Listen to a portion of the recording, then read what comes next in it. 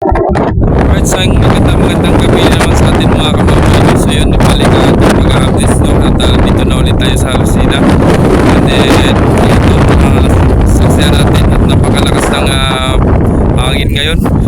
At ito, si Kinse.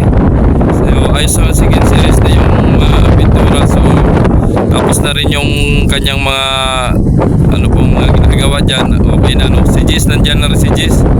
Ayan. Ayan si Jis mga kamamayo. So si 12 nandito.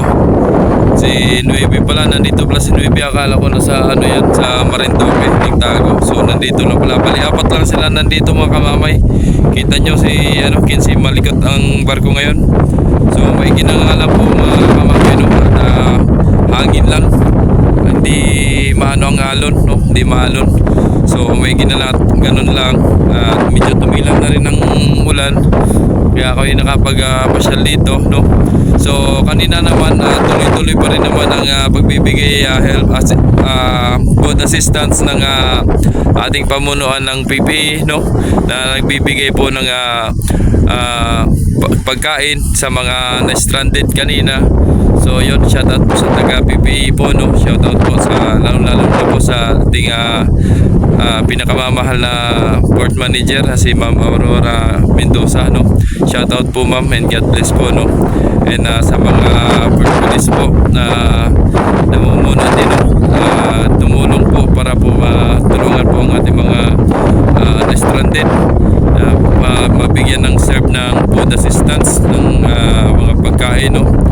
At yung iba naman ay nagsipag-uwian na yung iba, nagbalik na po sa Maynila at hindi po nila kayang antayin yung antayin yung kung kailan na magkakaroon ng biyahe, no? So mula ngayon meron pang signal pa tayo, kaya yun, doble ingat po kayo mga kamamay, no? Tayo, doble ingat po tayo at hindi po natin alam kung kailan bubukso, kung kailan lalakas, ano? So mag-iingat-ingat na lang po tayo mga kamamay. So yun, lalo na po sa mga kung sa ibang mga kasi nadali ng baha. So sana po ay okay lang po kayo, no? At sana makarecover po ang yung mga halaman dyan, yung mga may mga tanim, lalo na sa parting Bicol, no? Parting Tagkawayan, yun, shoutout po, ingat po kayo palagi dyan. Ayan. So may ginala po ay naka-uwi kami, no? Napalitaan ko may mga nagtumbahan pa ng poste. Kaya laking tulong talaga na nakabalik kami kagad para maiwasan yung mga ganong sitwasyon, no? So yun, ito po yung updates natin ngayong gabi mga kamamay, no? So may mga sasakyan pa sa mga marshaling, and then yung iba pinadiretso na po sa papuntang gate 4 at para po doon na po mag-standby at baka kung sakaling lumakas dito, kaya doon na po sila pagsamantala na doon na muna mag-parking, doon muna mag-standby para po sila ay safe doon. Baka po mamaya ay lumakas yung alon, ay maano sila ng alon, mapasok ng alon.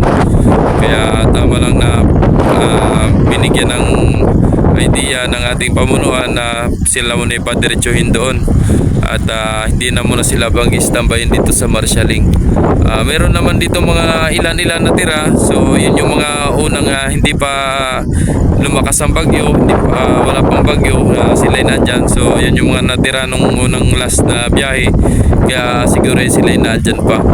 Kaya yun, ingat-ingat po tayong lahat po mga kamamay, no? So ito lang po mga barko nandito mga kamamay na updates natin ngayon sa inyo, no?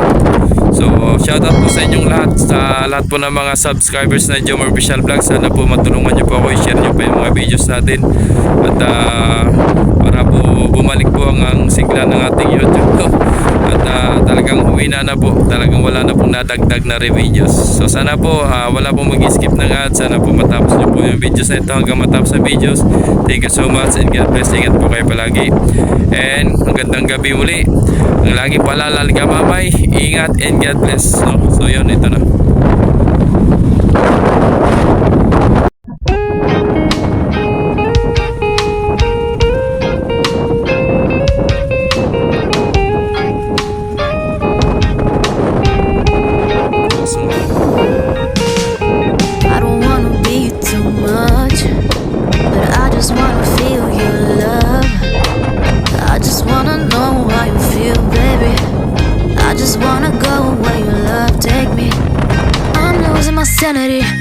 taking me under.